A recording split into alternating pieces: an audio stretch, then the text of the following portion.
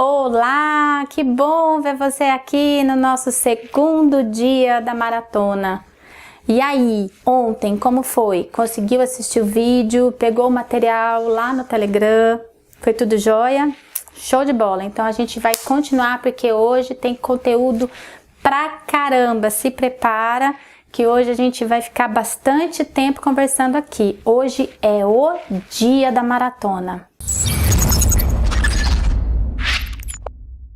Recapitulando, vocês lembram dessa mandala aqui do Enneagrama que a gente conversou ontem sobre ela? Falamos sobre os centros de inteligência motor, emocional, mental. Bacana até aqui. A gente falou sobre a origem do Enneagrama, o significado de cada figura geométrica dentro desse sistema de 9 padrões de tipos de personalidade. Só recapitulando o que a gente conversou ontem. Hoje a gente vai entrar no detalhe de cada um desses 9 tipos. Mas antes eu tenho que falar para vocês sobre as pressuposições do Enneagrama. É fundamental.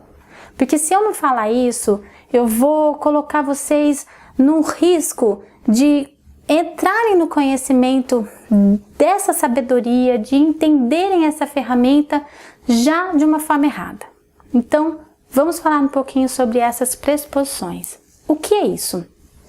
Pressuposição número 1. Não existe de forma alguma um tipo melhor ou pior que o outro. Primeira coisa, há uma tendência de quando a gente começa a ouvir sobre as características, sobre os padrões de comportamentos, pensamentos de cada um dos tipos, da gente primeiro começar a prestar atenção na forma como pessoas que convivem conosco são e funcionam. Depois que a gente vai ter aquele ímpeto de olhar para nós mesmos. Isso é normal, isso faz parte do processo. Só que a gente tem que tomar esse cuidado de não ficar achando que o seu tipo é melhor que o do outro ou o do outro é melhor que o seu. Não existe isso. Todos os tipos têm as suas fortalezas e todos os tipos têm os seus desafios. Todos eles, independente de qual seja, têm um propósito de estar aqui na Terra, passando por esses desafios e de estar aqui na Terra colocando essas fortalezas em movimento, em ação, em ajuda ao próximo, da forma que for. Pressuposição número 1. Número 2. Isso eu até comentei na aula de ontem, nós temos características dos 9 tipos. Então é comum, conforme eu for falando sobre eles, você conseguir identificar uma ou outra coisa que faz sentido para você. Só que apenas um deles foi aquele que a gente escolheu. Somente um deles a gente desenvolveu. E por trás dessa escolha, por trás desse desenvolvimento desse tipo de personalidade, existe uma motivação intrínseca. E é justamente essa a grande vantagem do Enneagrama. Porque o Enneagrama, ele não para nesse processo de tipologia, ele não para nessa identificação do seu tipo de personalidade. Isso aí representa de 10 a 15% do que o Enneagrama pode te oferecer. Esse é o começo, esse é o primeiro passo dessa jornada, dessa maratona que a gente está fazendo. O Enneagrama ele vai muito além. Além dos comportamentos, dos padrões, a gente vai conhecer a fundo quais são essas motivações intrínsecas. Motivação essa que muitas vezes você não tem nem consciência que ela existe, porque ela foi desenvolvida lá na sua infância e nós vamos falar sobre isso daqui a pouco. Então, lembre-se sempre disso. Navegar nos 9 tipos é super normal. Se identificar com algumas características dos 9 tipos é super normal. Ter dúvidas no começo, ficar em dúvida em entre 2, até entre 3 tipos é super normal. Só que apenas realmente vai fazer sentido para você daqui até o final dessa maratona. Pressuposição número 3. toma muito cuidado, mas muito cuidado mesmo para você que vai encontrar o seu tipo dentro do Enneagrama, não passar a usar isso como uma muleta.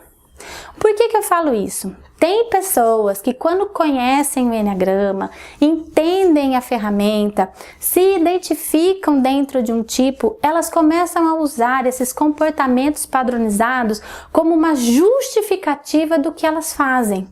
Ao invés dela pegar esse conhecimento, usar isso para modificar esses comportamentos, para evoluir, para se desenvolver, não, ela estagna, para naquilo e fala, ah, porque eu sou assim, ah, porque eu sou um tipo X, ah, porque eu sou um tipo Y. E ela começa a usar o que ela aprendeu como uma muleta para se manter da forma como ela está.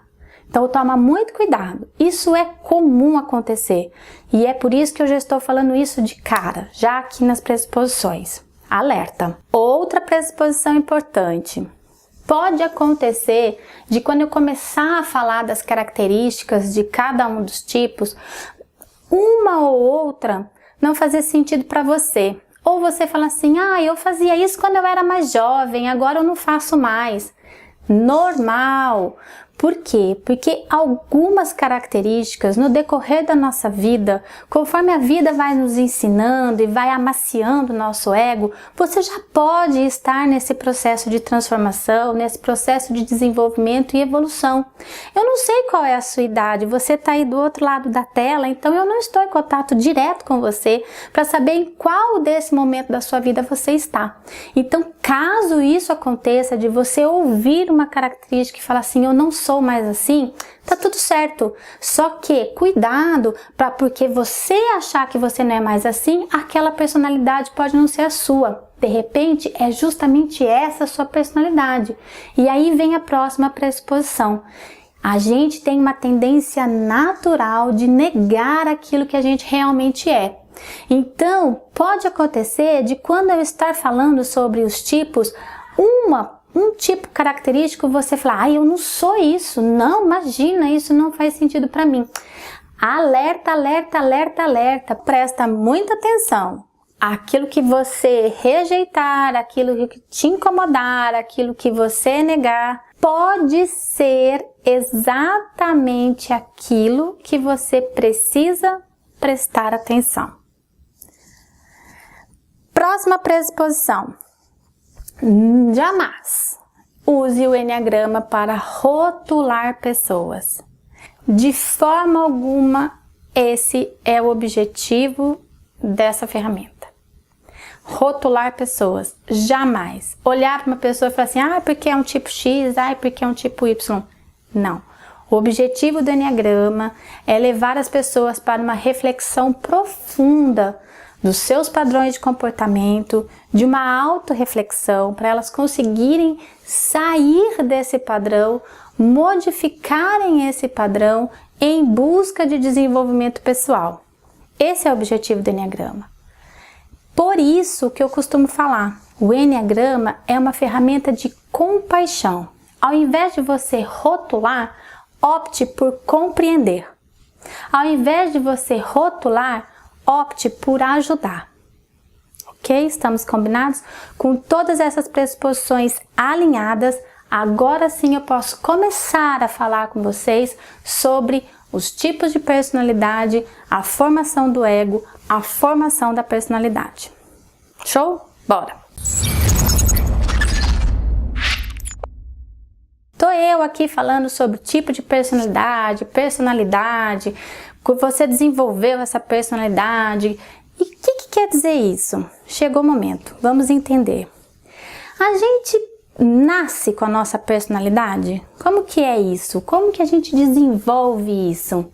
O que é a nossa personalidade? Eu sou minha personalidade, eu tenho uma personalidade, ela faz parte de mim, eu consigo viver sem ela? São perguntas que normalmente as pessoas quando começam a qualquer processo de autoconhecimento, elas começam a se fazer.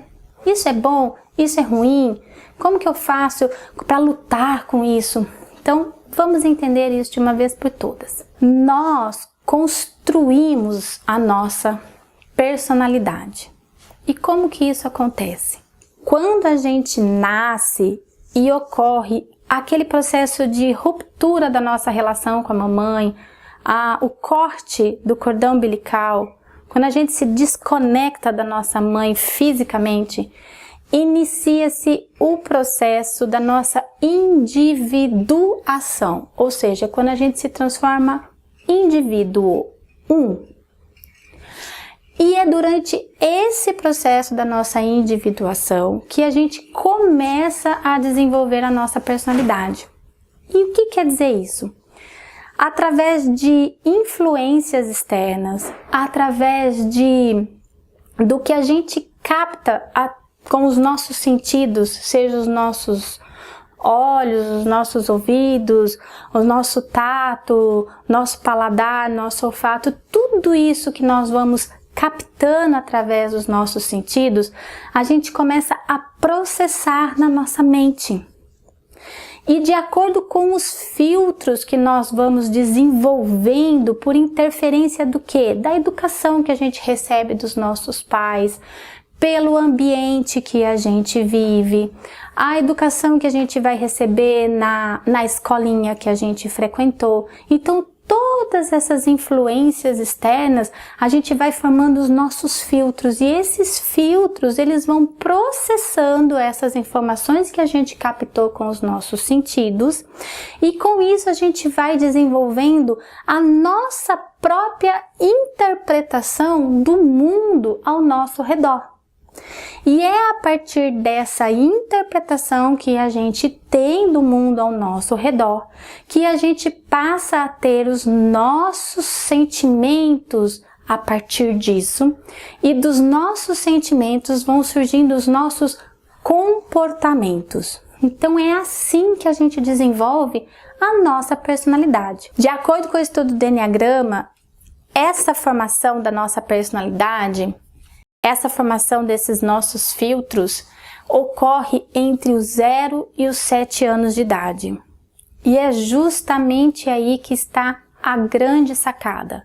Perceba, se eu estou falando que é do 0 aos 7 anos, significa que toda essa percepção, toda essa captação do que estava acontecendo com a gente e que determinou a formação da nossa personalidade para o resto da vida, foi feita sobre um olhar infantilizado, do 0 aos 7 anos.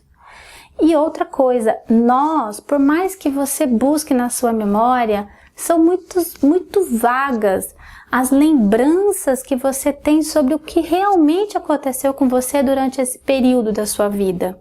E geralmente, quando a gente tem uma lembrança do que aconteceu com a gente durante esse período, é sob o olhar de outra pessoa, da mamãe, do papai, da vovó, de alguém que te contou o que aconteceu.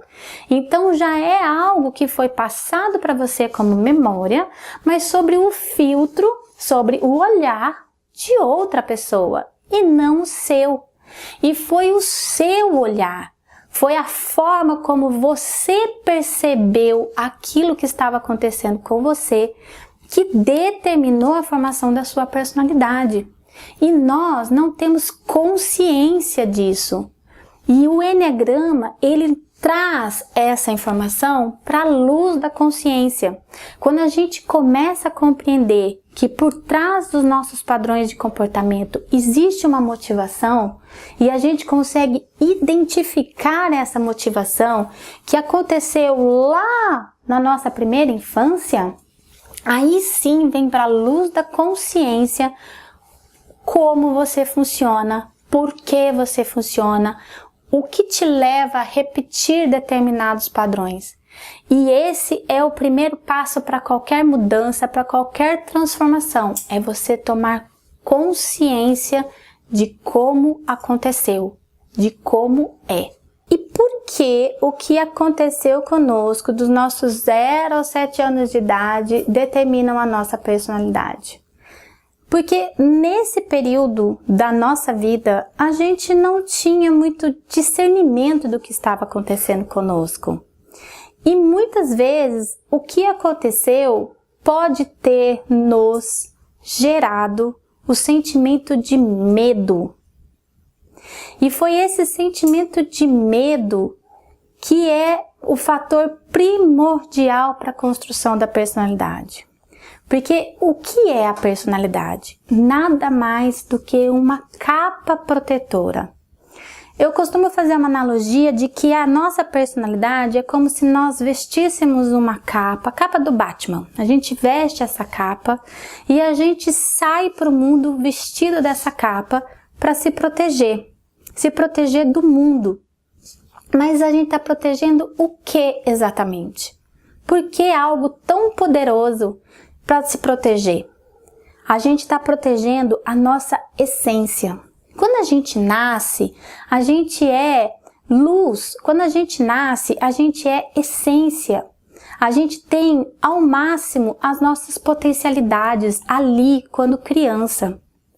E conforme esses acontecimentos, essas influências, a educação que a gente recebe, os nãos que a gente recebeu na vida, às vezes que a gente foi colocado de castigo, às vezes que a gente caiu, se machucou, algo aconteceu, coisas corriqueiras do dia a dia. Ou seja, não precisa ser algo muito dramático, algo muito traumático que tenha acontecido para te causar um medo primordial, para você formar uma personalidade. Não, pode ter sido algo muito corriqueiro.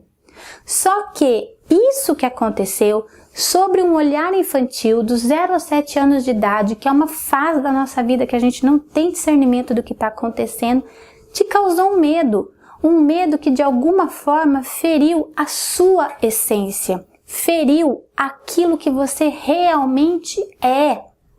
De alguma forma você se sentiu desprotegido, mostrando para o mundo o que você era. Então você desenvolveu uma capa, uma máscara que te protege disso. É como se você, de uma forma inconsciente, resolvesse falar: eu não vou mostrar mais para o mundo o que eu realmente sou. Eu vou ser para o mundo aquilo que ele está exigindo de mim.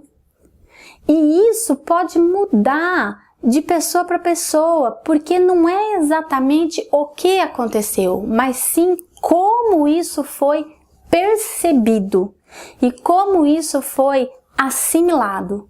Então, daqui para frente, que eu vou começar a falar da tipologia, um tipo por vez, eu vou trazer para vocês informações do que aconteceu com essa criança que formou essa personalidade. Então, mais do que prestar atenção nas características comportamentais que eu vou trazer, preste bastante atenção e procure sentir se aquilo que eu vou falar sobre a sua criança vai te trazer algum sentimento. Se você é mental, lembre-se que você não tem o hábito de se conectar com as suas emoções. Então pode ser que esse momento não seja muito fácil para você. Você talvez vai sentir coisas que você não está acostumado a explicar como mental. E deixa acontecer, porque é justamente nesse momento que o seu inconsciente está te trazendo informações importantíssimas para você conseguir se identificar. Bacana? Então vamos começar. Geralmente, quando a gente tem uma sequência numérica que vai do 1 ao 9, a gente imagina, vou começar a falar sobre os tipos que estão enquadrados nessa sequência numérica, vou começar com o número 1.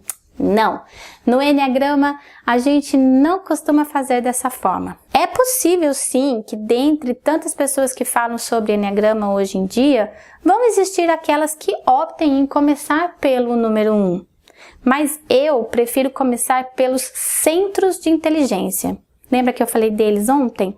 Então, por que eu faço isso? Porque a gente fecha os padrões de comportamentos de cada centro de inteligência e isso começa a fazer mais sentido e fica mais fácil para as pessoas conseguirem se identificar.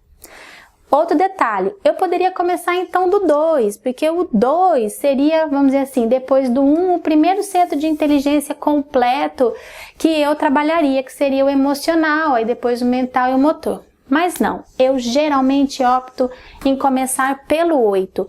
Eu trabalho primeiro o centro de inteligência motor, depois o emocional e depois o mental.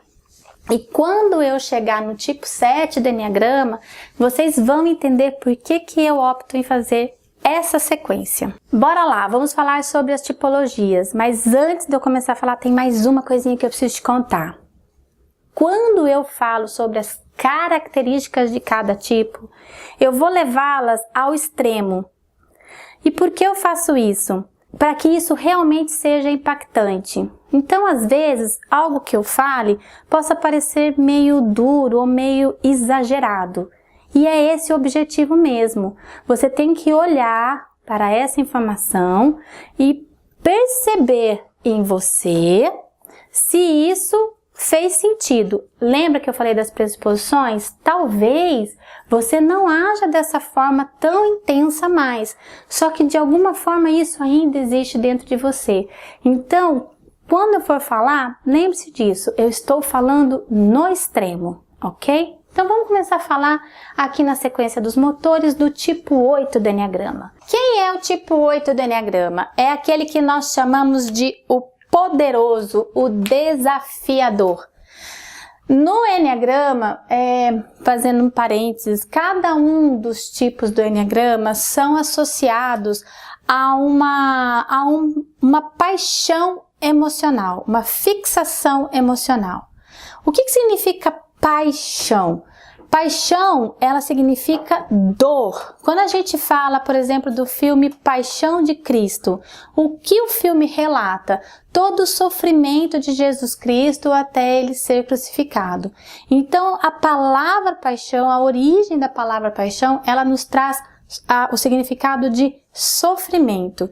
E quando a gente relaciona essa paixão a um vício emocional, o que a gente está querendo dizer? Que é justamente aquela emoção que quando ela surge em nós, nos faz voltar para o nosso padrão de comportamento. Então, o vício emocional, a nossa paixão, é o que nos mantém ciclicamente no nosso padrão de comportamento. Lembra quando eu falei sobre a origem do Enneagrama e eu comentei que o Enneagrama passou pela influência do cristianismo, que ele teve presença durante a ascensão do cristianismo? Nesse momento, naquela época, na nomenclatura das paixões de cada tipo do Enneagrama, teve uma influência dos pecados capitais. Então, cada um dos tipos está relacionado na nomenclatura da sua paixão um dos pecados capitais. E quando a gente fala do tipo 8 do Enneagrama, a paixão, o vício emocional do tipo 8 é a luxúria. Vamos entender o que é essa luxúria. A conotação de luxúria aqui, ela é relacionada à intensidade, ao que é intenso. E a intensidade, ela está extremamente conectada às pessoas que desenvolvem a personalidade tipo 8. Por quê?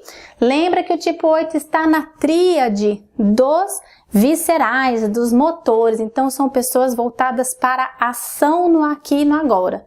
E dentre os 3 motores, o mais voltado para aqui e agora, o mais ação, é o tipo 8. O tipo 8 são aquelas pessoas determinadas, aquelas pessoas que são os verdadeiros tratores de esteira. Eles passam por cima mesmo, eles não têm papas na língua. Falam o que precisa ser dito na hora. Eles não ficam rodando, eles não ficam com mimimi, eles não ficam encebando, eles não têm definitivamente aquela preocupação se a pessoa vai gostar ou não, se vai ficar triste ou não. Se precisa fazer, se precisa ser falado, ele fala e faz na hora.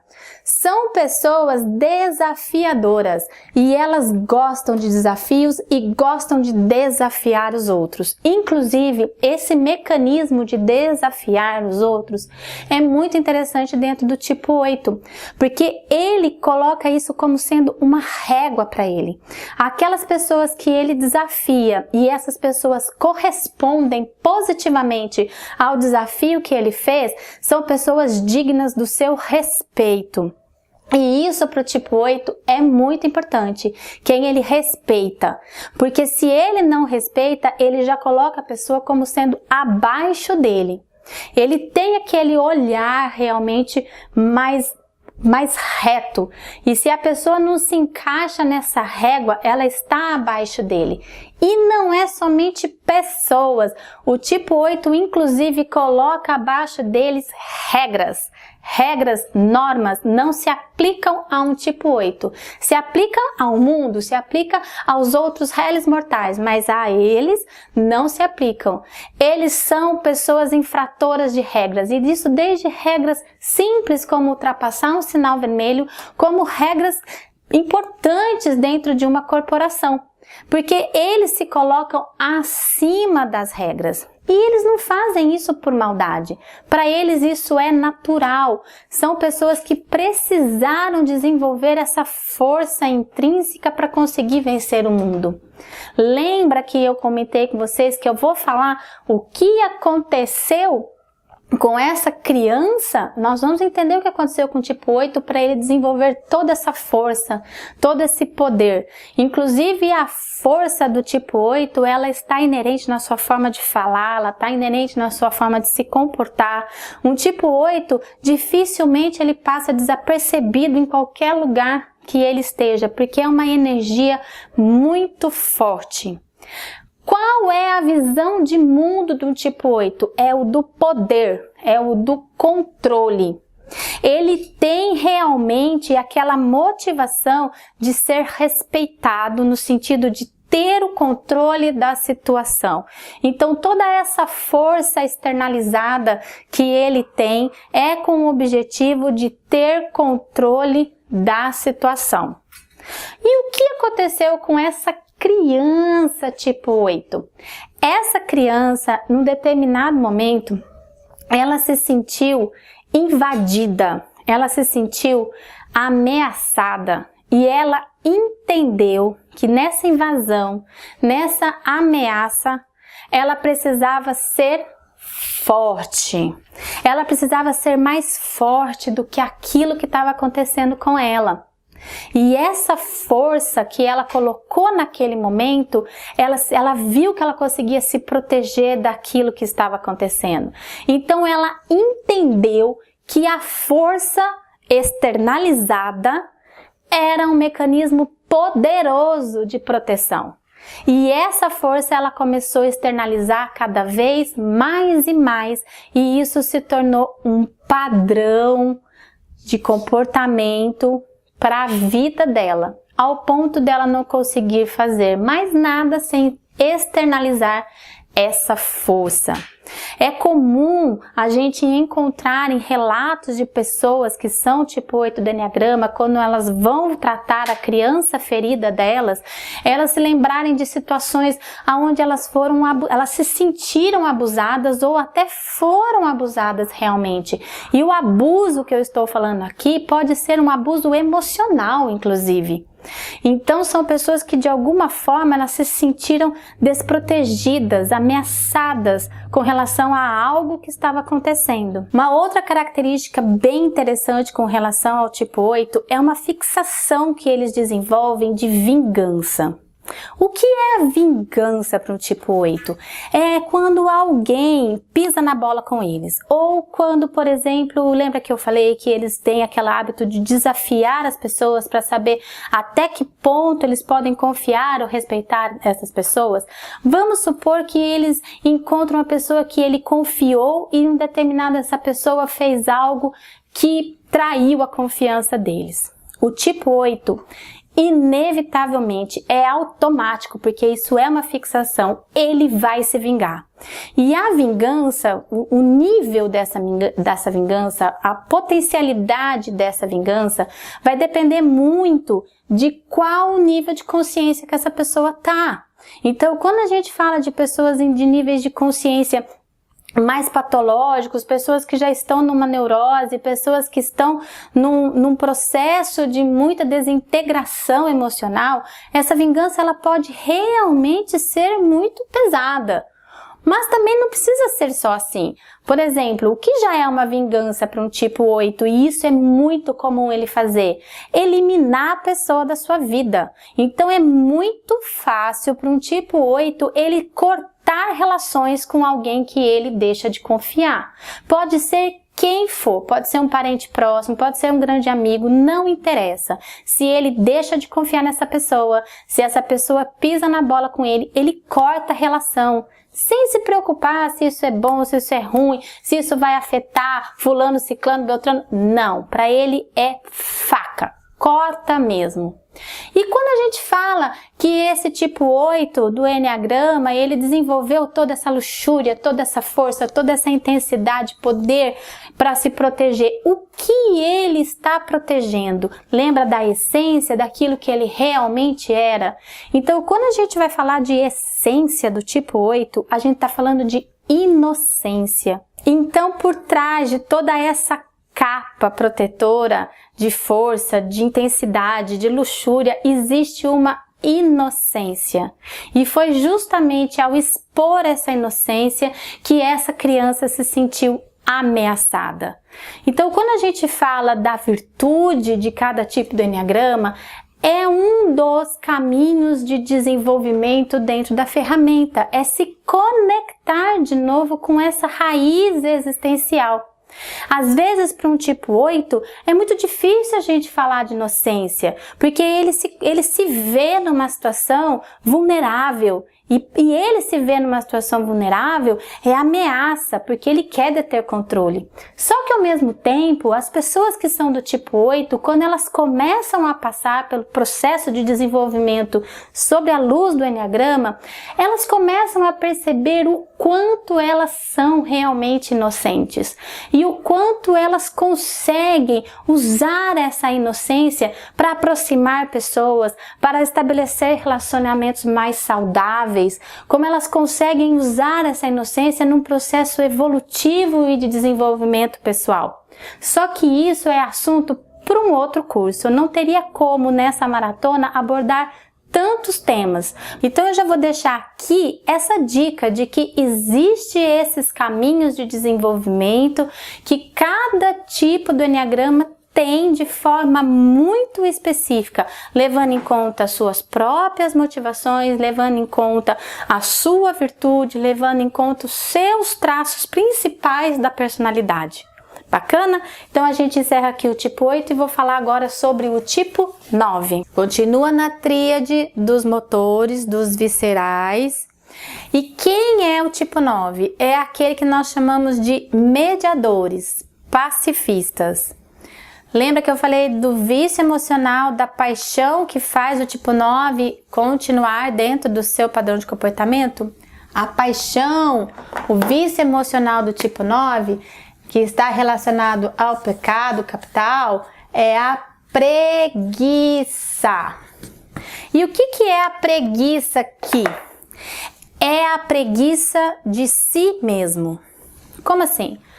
As pessoas que desenvolvem a personalidade tipo 9 são pessoas que têm muita dificuldade de olharem para suas próprias necessidades. São pessoas voltadas para os outros. Elas têm um olhar para as necessidades das outras pessoas. Assim como o tipo 8, o tipo 9 também busca ter controle da situação. Só que o mecanismo que ele desenvolve, toda essa busca de controle, é fazendo as coisas pelos outros. Porque eles acreditam que quando eles tomam essa frente de fazer pelo outro, se preocupar pelo outro, ter a vida dele estimulada pelo que os outros precisam, ele faz com que a situação em si fique em paz, se torne uma situação tranquila. Por isso que eles são mediadores e pacifistas, porque com isso eles desenvolvem uma enorme habilidade de se tornarem pessoas que gerenciam conflitos muito bem. E isso, com esse olhar para o outro, essa habilidade de gerenciar conflitos, de instaurar a paz, eles detêm o controle da situação. Assim como o 8 O 9 também tem aquela energia da raiva inerente dele. Só que o 8, lá quando ele coloca para fora, ele externaliza toda a força e poder, essa raiva ela também é externalizada. O 9 já não. O 9 ele pega a raiva e ele anula a raiva. Ele não sente essa raiva. E esse processo dele não sentir esse desconforto, essa raiva, a gente chama no Enneagrama de narcotização. Então o tipo 9, outra característica muito importante nas pessoas que desenvolvem essa personalidade é a dificuldade de se conectar com as suas próprias dores. Então, como eles também não se conectam com as suas necessidades, eles não se conectam com as suas dores. É como se eles não sentissem que aquilo estava doendo, que aquilo que está acontecendo dói para eles, porque eles se narcotizam. Então, todo esse processo de anulação de si mesmo que o 9 tem é sempre com o objetivo de deter o controle da situação. E o que aconteceu com essa criança tipo 9? Por que ela desenvolveu esse tipo de personalidade? Porque em algum momento na sua vida, lá dos 0 a 7 anos de idade, ela entendeu que ela estava sendo negligenciada, que as necessidades dela não estavam sendo atendidas e pior, não era importante para ninguém. Essa criança, ela não se sentia vista pelas pessoas mais importantes para ela, que poderia ser o pai, a mãe, a avó, aquelas pessoas responsáveis por cuidarem delas. Então, com isso, para elas não sentirem essa dor de não serem vistas, de não terem as suas necessidades atendidas, elas criaram esse mecanismo de se narcotizar. Elas criaram esse mecanismo de não olhar para si e começar a olhar para os outros. O tipo 9 do Enneagrama é muito interessante esse movimento que ele faz com o sentimento da raiva, porque ao mesmo tempo que ele não externaliza essa raiva, essa força, ele tem isso dentro dele, só que ele anula. Mas chega um determinado momento que é como se fosse um vulcão em erupção. O tipo 9, de tanto que ele vai acumulando isso dentro dele, de repente, de uma vez, de forma muito abrupta, ele externaliza isso. E é quando a gente vê situações de pessoas que falam assim: nossa, ele é tão calmo, ela é tão tranquila, ela é tão gente boa, e de repente deu um surto na pessoa, que foi essa raiva acumulada dentro da pessoa que de uma forma muito abrupta colocou para fora. Então esse todo é um mecanismo de funcionamento. E o que essa criança, na verdade, ela protegeu com relação com esse mecanismo todo de desenvolvimento da personalidade dela? O que essa preguiça dela está protegendo na essência dela? A essência do tipo 9 é o que nós chamamos de ação certa. Essa criança, ela tinha esse movimento espontâneo de fazer as coisas para ela. Ela tinha esse movimento espontâneo de exigir o que ela queria. Ela tinha esse movimento espontâneo de fazer as coisas na hora. E isso foi anulado, isso foi negligenciado e automaticamente desenvolveu o processo de proteção. Na sequência e finalizando a tríade dos motores, eu vou falar já do tipo 1. Quem é o tipo 1 do Enneagrama? O tipo 1 do Enneagrama é aquele que nós chamamos do perfeccionista. Quem é esse perfeccionista? Qual é o vício emocional, a paixão que está por trás desse perfeccionista? É a raiva, é a ira. Como que funciona esse mecanismo nessas pessoas do tipo 1 do Enneagrama? O tipo 1 do Enneagrama, ele tem essa busca constante de ser perfeito. Ele tem essa busca constante do que deve ser feito. Ele vive num mundo de sim ou não, de certo ou errado. Não existe para um tipo 1 do Enneagrama o meio termo, o jeitinho brasileiro. A gambiarra incomoda muito o tipo 1. Ele gosta das coisas bem feitas. E para isso, ele cria um mecanismo de regras. Então, o tipo 1 do Enneagrama, ele é movido por regras. Desde regras simples de como que as roupas precisam estar guardadas dentro do guarda-roupa, como que vai iniciar um processo de lavar a louça na pia, o tomar o banho, escovar o dente, até regras mais complexas. Então, para o tipo 1, para que as coisas sejam bem feitas, é necessário existir uma regra.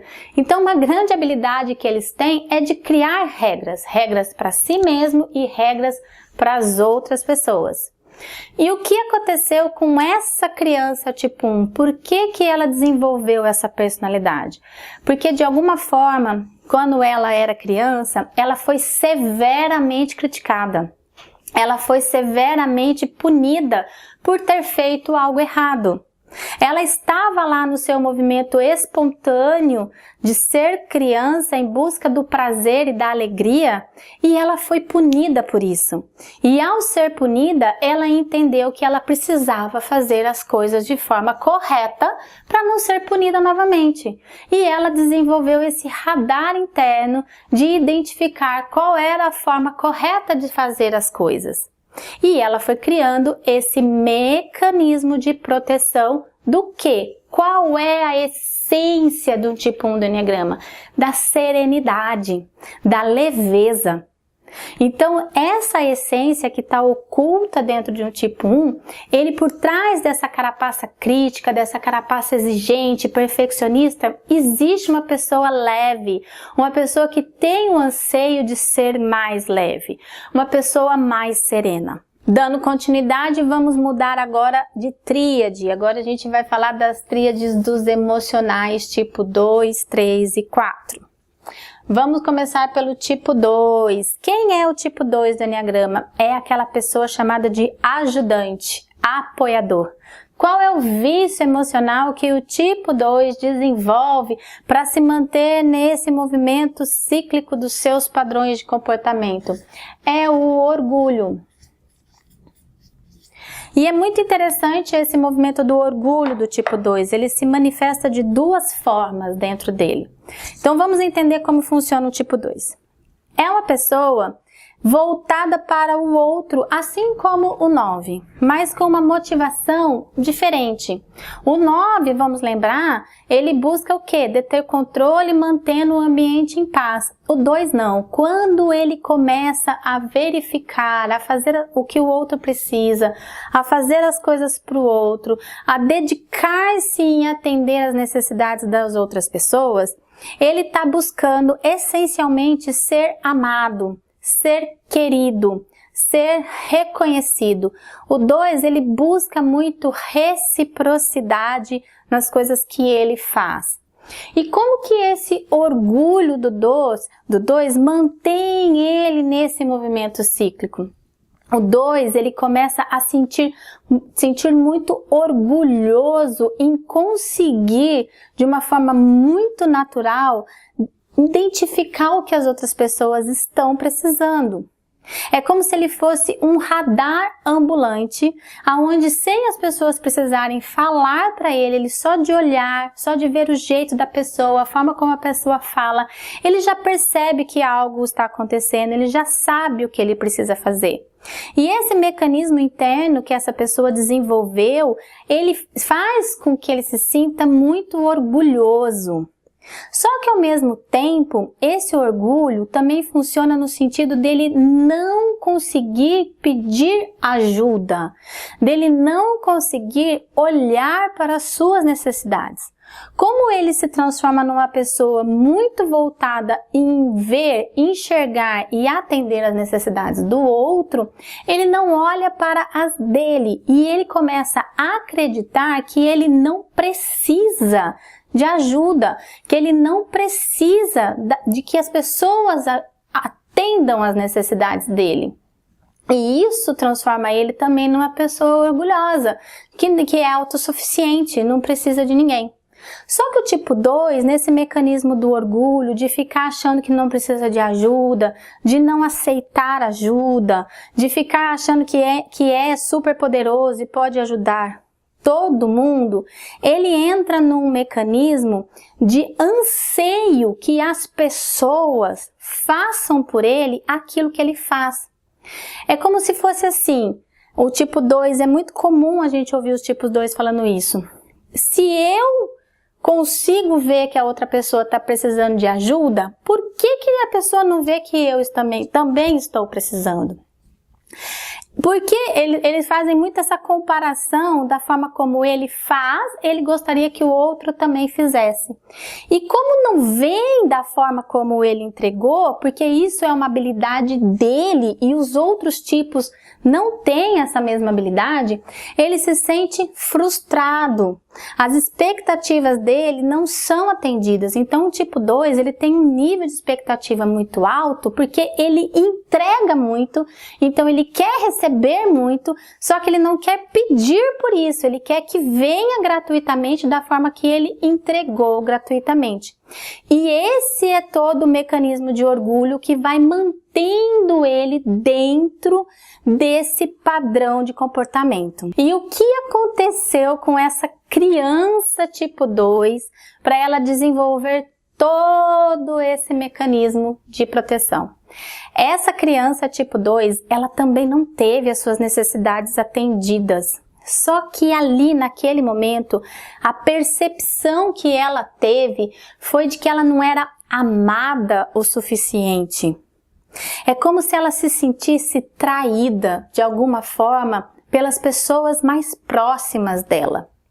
E ela começou a perceber que, quando ela fazia algo que deixava as outras pessoas satisfeitas, aquela atenção, aquele carinho, aquilo que ela ansiava quando as necessidades dela não tinham sido atendidas, vinha. E aí aquele amor que naturalmente era incondicional, se tornou um amor condicional. Na condição de eu fazer algo que te agrade, eu recebo atenção. Na condição de eu fazer algo que te deixe feliz, eu recebo carinho.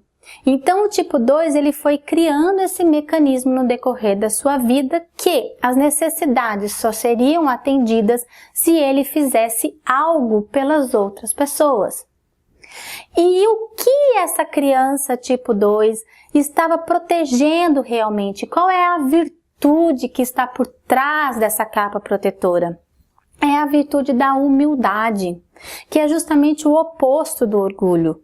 É a humildade de pedir, é a humildade de reconhecer que precisa, é a humildade de receber um carinho da forma como a outra pessoa pode dar. Porque quando o tipo 2 desenvolveu esse orgulho, é porque ele esperava algo que não vem.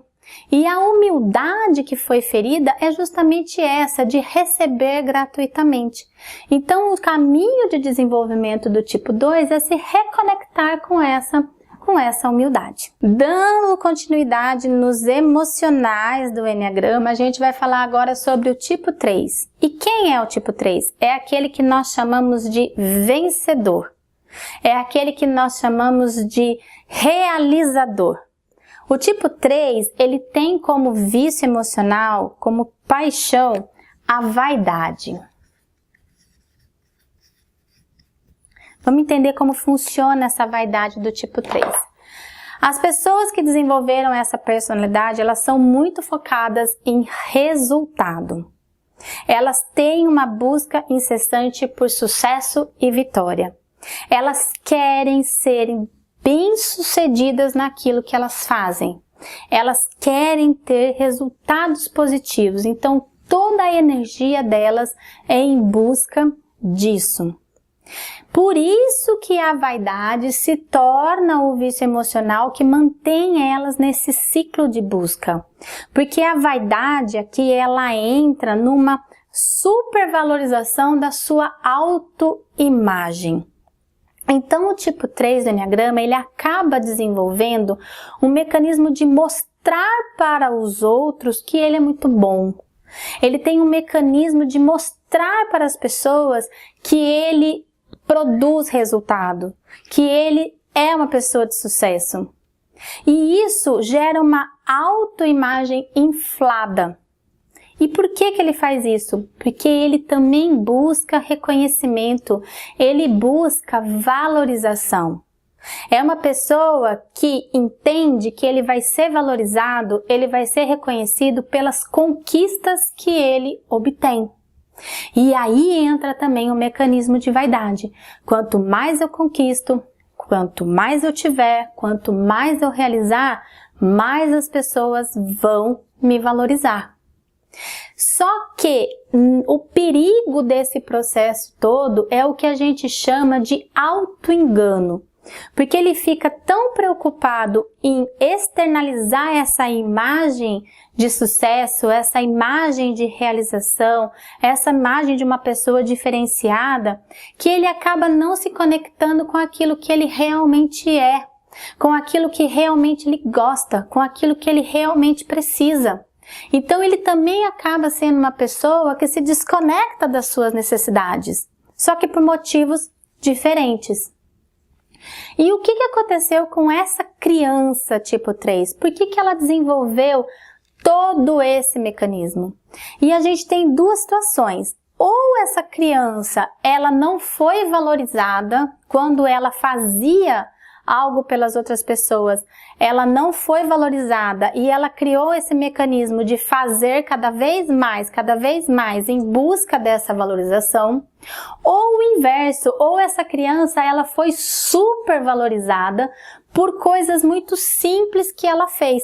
Eu ainda comento nos cursos presenciais, eu costumo brincar com as pessoas, que é aquele bebê que fez cocô no piniquinho e todo mundo saiu aplaudindo porque fez cocô no piniquinho. E cocô é uma coisa muito básica de ser feita, ainda mais dentro de um piniquinho. Só que essa criança ela vai entendendo que quando ela faz coisas legais, quando ela faz as coisas certas, quando ela produz positivamente, ela é aplaudida, ela é reconhecida de forma exagerada. E ela se vicia nisso. Ela quer sempre mais, mais e mais. E o que na verdade está sendo protegido por trás dessa carapaça toda, por trás dessa personalidade bem complexa do tipo 3. Está sendo protegida a autenticidade, a virtude do tipo 3 é justamente o oposto dessa autoimagem que ele cria para ser valorizado. A autenticidade, a virtude do tipo 3 é quando realmente se conecta com as suas necessidades, com aquilo que ele gosta, independente se os outros vão aplaudir ou não. E lembra que eu falei, essa criança de alguma forma, ela viu que quando ela não fazia tudo certinho, ela não recebia aplauso e ela queria esse aplauso. Então, o caminho de desenvolvimento para o tipo 3 é não precisar mais desse aplauso. É conseguir ser ele mesmo, é conseguir ele olhar para as necessidades dele, é ele fazer o que ele gosta sem se preocupar se as outras pessoas vão achar legal ou não. Dando continuidade aqui nos nossos emocionais, vamos falar por último do tipo 4 do Enneagrama. Quem é o tipo 4 do Enneagrama? São os intensos, os românticos, os criativos, os individualistas. E qual é o vício emocional, a paixão que mantém o tipo 4 no sistema padronizado de comportamentos dele? É a inveja. Gente, geralmente, quando eu falo inveja aqui, os tipo 4 se mexem na cadeira quando eu estou no curso presencial. É inevitável, porque incomoda muito esse sentimento de inveja em todos nós. E inveja é inveja mesmo, não existe inveja branca, isso aí que inventaram uma versão gourmet da inveja. Inveja é inveja. Como você vai lidar com isso é que vai fazer toda a diferença. E a inveja aqui do tipo 4, ela está muito relacionada ao sistema de comparação que o tipo 4 desenvolve. Então as pessoas do tipo 4, elas têm esse mecanismo de comparar o que elas têm com o que o outro tem, o que elas fazem da forma como os outros fazem, o que fazem para ela e o que fazem para os outros. Então é um mecanismo constante de colocar na balança, de comparar. E essas pessoas, elas têm uma tendência de acreditarem que aquilo que é delas, aquilo que é feito para elas, aquilo que vem para elas é menor, está abaixo. Por mais que sobre o olhar de outras pessoas não está. Só que para eles está. Então, com esse mecanismo, o tipo 4, ele acaba sempre se colocando numa posição inferior. E isso faz com que ele sempre queira mais. Olha que interessante, com isso, os tipo 4 acabam se tornando pessoas extremamente competitivas. Em que sentido? Porque como eles sempre querem mais, mais e mais, eles sempre vão buscar por isso. E outro movimento que também ocorre com o tipo 4 é justamente do desenvolvimento dessa criatividade que é muito aflorada nas pessoas do tipo 4. Porque como eles têm sempre essa visão de ficarem comparando, olhando, buscando o melhor, querendo, eles acabam se tornando pessoas criativas, pessoas diferentes. Esse pessoas diferentes do tipo 4 é algo muito legal, porque o tipo 4, ele no ser diferente, no fazer algo diferente, no dar o toque dele nas coisas que ele faz, isso faz com que ele se sinta mais presente, que ele se sinta preenchido. Então essa busca de ser criativo, de ser diferente, é muito inerente nas pessoas do tipo 4. E o que aconteceu com essa criança tipo 4? Por que ele desenvolveu esse mecanismo de proteção? Eu falo que a dor sentida pela criança tipo 4 é uma dor muito forte, muito profunda, que é a dor da inexistência. Talvez as pessoas que não são tipo 4, seja muito difícil se conectar com essa dor. Para um tipo 4, essa conexão com a dor da inexistência, ela é constante. E o que pode ter acontecido com essa criança? Ela pode ter sido, por exemplo, o nascimento de um irmão. É como se fosse assim, essa criança, ela tinha dos seus pais todo o amor, todo o carinho, todo o afeto. E de repente isso foi tirado dela e foi transferido para outra pessoa. Por exemplo, para um irmão. E aí cria esse mecanismo de comparação. Não faz mais para mim, mas faz para ele. Aquilo que era meu foi dado para o outro. Então esse sentimento de inferioridade e essa dor da inexistência, porque essa criança, ela começa a acreditar que dentro daquele sistema ela deixou de existir. E é um buraco sem fim dentro dela. Por mais que ela conquiste, por mais que ela tenha, ela sempre quer mais. Não é suficiente. Entendeu da onde que vem esse ciclo de comportamento? Eu dei o exemplo do nascimento de um irmão, mas pode ter sido também aquele momento da ruptura, de quando a criança vai para a escolinha, por exemplo. Ela tinha dentro de casa todo o conforto, todo o contato com a mãe, aquele aconchego da casa, e de repente ela foi para a escolinha. E lá ela sentiu essa ruptura daquilo que era importante para ela. Então você vê, não é necessariamente o que aconteceu, mas qual foi a percepção sobre um olhar infantilizado do que aconteceu. O que está por trás? Qual é a virtude que o tipo 4 tem por trás dessa personalidade toda que foi criada? O equilíbrio emocional.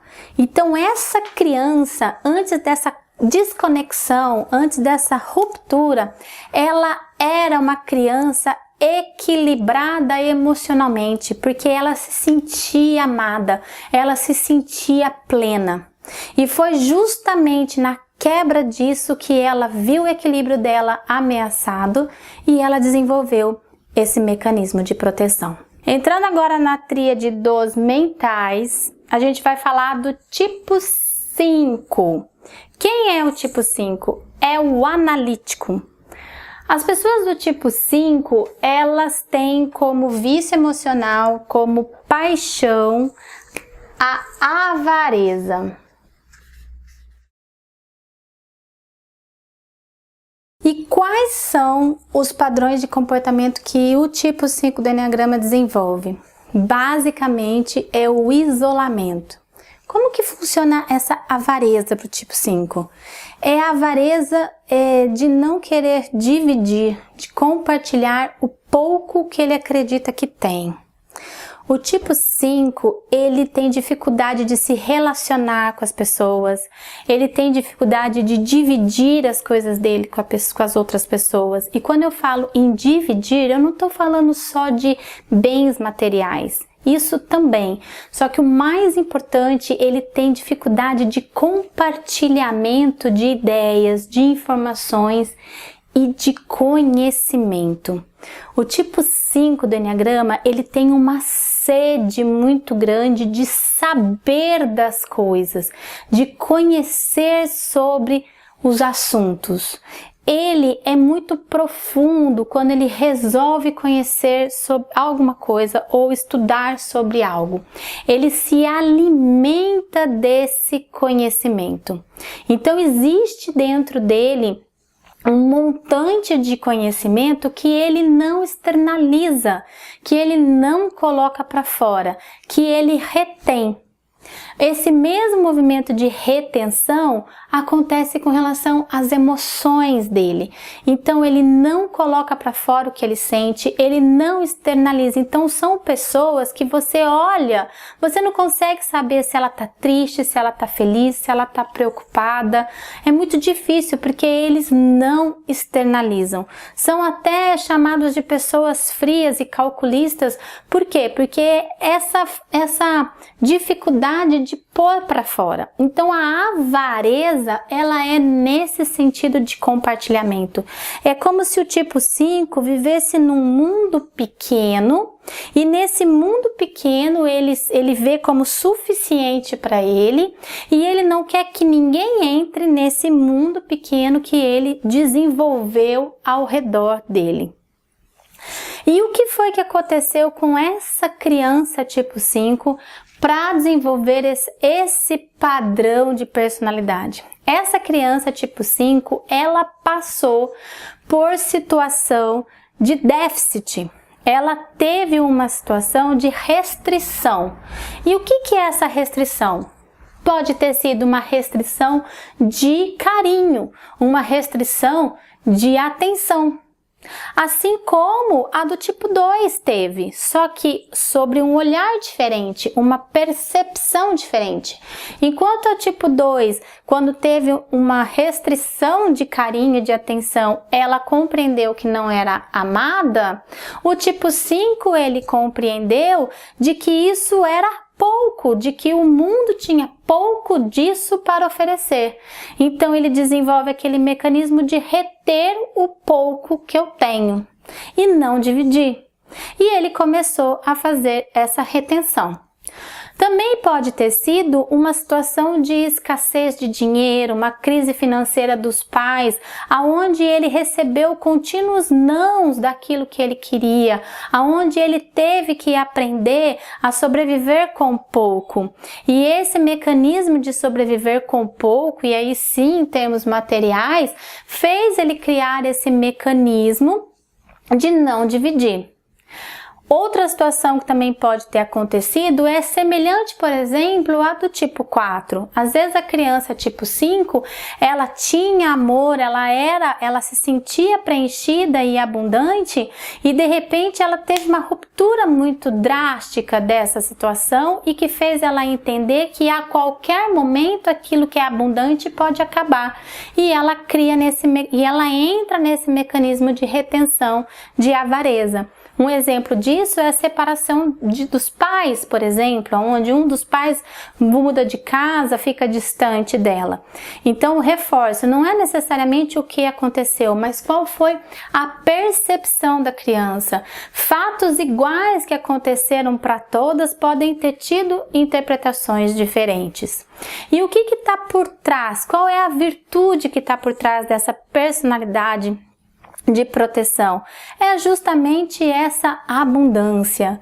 Então a criança tipo 5, ela vivia nessa abundância, e o retorno para essa essência é o verdadeiro caminho de desenvolvimento para o tipo 5, que é o que? Se permitir ter mais contato com as pessoas, se permitir se relacionar, se permitir dividir com as outras pessoas, compartilhar aquilo que ele sabe. Então, isso é muito desafiador para uma pessoa tipo 5, por causa desse mecanismo de defesa e por ele ser extremamente mental. Uma coisa que eu vou só fazer um parêntese, que apesar de ser maratona, esse vídeo vocês vão ver, vai ficar um vídeo longo de quase 1 hora ou mais, e ainda assim tem muitos aspectos da tipologia que eu não consigo abordar somente numa maratona. Por isso que é necessário um aprofundamento, onde a gente vai ter outros cursos que a gente vai poder falar de forma mais específica e aprofundada sobre esse tema. Por isso que existe os encontros presenciais, onde a gente pode trabalhar isso tudo com muito mais intensidade. Mas a gente tem, por exemplo, em cada uma das tríades, movimentos para fora e para dentro de cada um dos tipos. Então a gente tem, só fazendo parênteses, o 8 é para fora, o 1 é para dentro, e o 9 ele faz essa oscilação, ou seja, ele coloca para fora, o outro retém, o outro oscila. Aqui o 2, o 3 e o 4 também tem esse movimento. O 2 é para fora, voltado no outro, o 4 é para dentro, pensando nas necessidades dele, e o 3 ele tem essa oscilação de energia para fora e para dentro. E nos mentais isso também acontece. O 5, a energia é retida toda para dentro dele, e a gente vai ter o 7 que é para fora e o 6 que vai fazer essa oscilação para dentro e para fora. Então essa questão da energia externalizada e a energia internalizada é outro aspecto também que a gente vai abordar em outras situações. Vamos dar continuidade agora falando do tipo 6. O tipo 6 do Enneagrama, quem são essas pessoas? São aquelas que nós chamamos de precavidos e planejadores. O vício emocional, a paixão que o tipo 6 desenvolve é a do medo. O que eu tenho para falar sobre o medo? Todos os tipos do Enneagrama possuem medos. Lembra que quando eu expliquei lá na aula anterior sobre o que fez formar a personalidade foi um medo primordial de algo que aconteceu e que aquela criança não queria mais sentir aquele medo? Então, todos sentem medo. Só que para os 6, esse medo se tornou o vício emocional. Então, é o medo que eu sinto me faz eu permanecer no meu padrão de comportamento. Os outros tipos, eles criaram padrões de comportamento para fugirem do medo e criaram outros vícios emocionais. O 6, ele se fixou no medo para ficar nesse movimento cíclico. Vamos entender mais como funciona um tipo 6. Como essa pessoa? São pessoas extremamente precavidas. São pessoas que têm um olhar muito atento para aquilo que de alguma forma pode trazer algum risco. Elas desenvolvem um radar externo para perceber situações perigosas, para perceber o que pode de uma hora para outra deixá-las em uma situação desconfortável. São pessoas extremamente planejadoras. E o interessante de um tipo 6 fazendo planejamento é que ele consegue visualizar no futuro. Lembra? É mental, tá focado no futuro, lá na frente, pensamento no que pode acontecer. Ele consegue visualizar cenários dentro de um planejamento estratégico, por exemplo, numa empresa, que dificilmente outros tipos do Enneagrama sequer pensariam. E ele pensa nesses cenários muito naturalmente. Algumas pessoas costumam falar que os tipos 6 são pessimistas, que eles só pensam no pior. Mas não é esse o mecanismo, não é que eles só pensam no pior, eles são atentos para o que pode oferecer algum tipo de risco. Então eles buscam constantemente a segurança, a orientação. E um movimento que o tipo 6 tem é a questão do confiar. Eles são pessoas extremamente leais e confiáveis, justamente porque eles esperam isso das outras pessoas, porque isso lhe traz segurança. E eles têm um mecanismo para saber se eles podem ou não confiar de teste. Então eles testam as pessoas o tempo todo para ver até onde eles podem confiar. E o que aconteceu com essa criança 6? Por que ela desenvolveu esse mecanismo? Porque ela foi exposta ao perigo. Então, a criança 6, ela tem vários mecanismos. Ela pode ter sido colocada a uma situação de extremo perigo que fez ela compreender que a qualquer momento o risco pode existir. Ela também pode ter tido uma dificuldade, uma complicação com a relação de autoridade com a figura paterna, o que seria aquela figura na qual ela teria a visão da segurança. Então pode ter sido um pai extremamente ausente ou um pai extremamente tirano, autoritário. Então essa deturpação da relação de autoridade com o pai fez ela sentir que ela estava sempre em risco com relação a essa figura. E ela desenvolveu esse mecanismo de perceber quando que eu posso estar em perigo, a qualquer momento.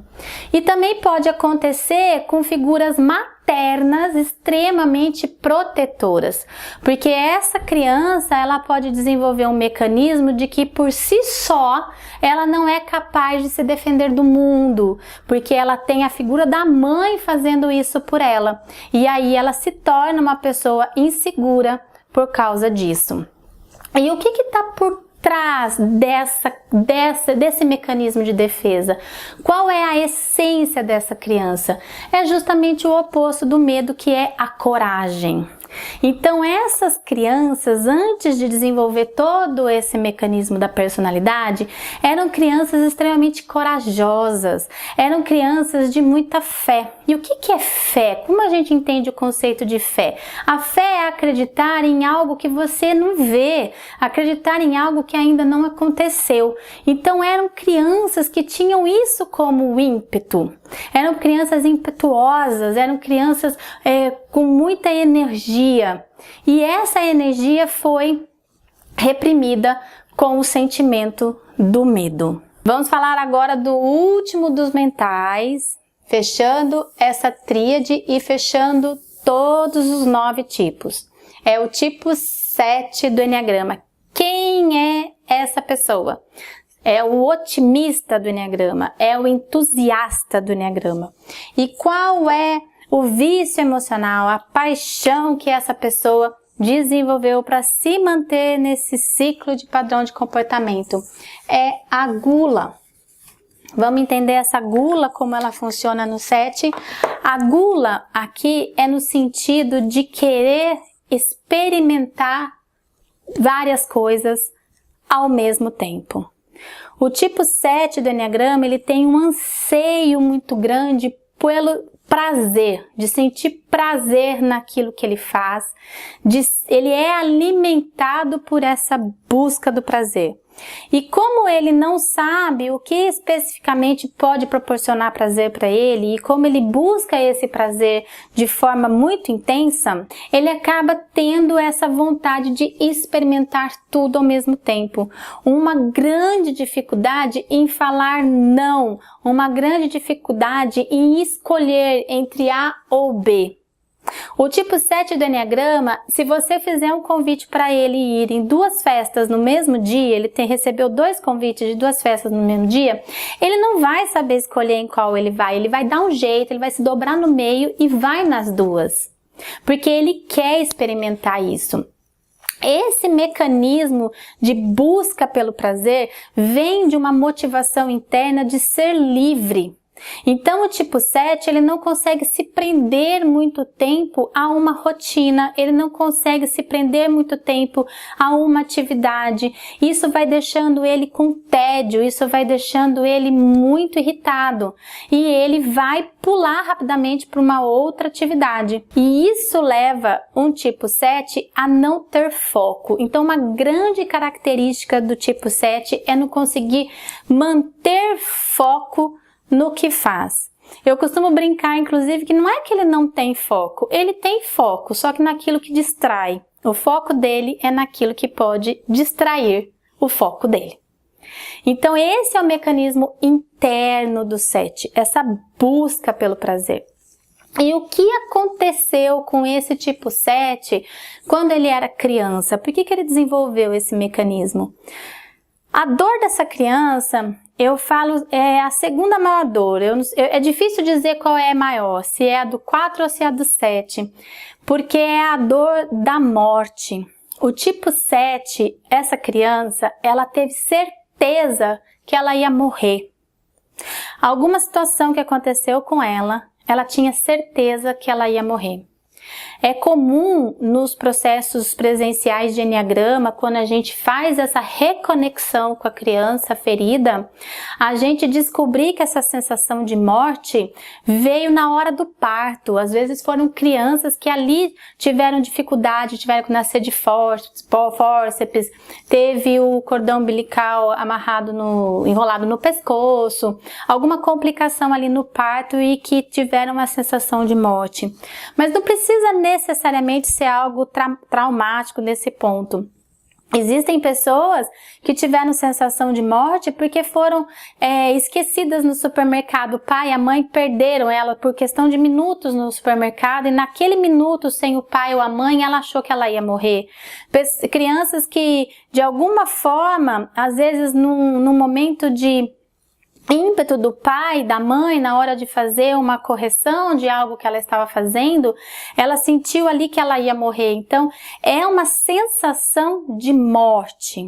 E para não se conectar mais com essa sensação de morte e com uma visão de que a vida pode acabar a qualquer momento, essa criança desenvolve esse mecanismo de prazer, de curtir a vida, de aproveitar o máximo que a vida tem para oferecer de forma muito rápida e tudo ao mesmo tempo. O tipo 7 acaba sendo, dentre os mentais, o mental mais projetado no futuro, justamente por causa dessa busca intensa pelo que vai trazer prazer. Então, assim, é um exemplo muito básico, mas que acontece. O tipo 7, ele tá almoçando, já pensando no que vai ser a janta. Então, esse mecanismo de buscar prazer em tudo que faz, leva ele numa projeção muito rápida lá na frente. Os líderes tipo 7 são líderes muito motivadores, muito entusiastas, que levam a equipe também para essa projeção futura da conquista de resultados.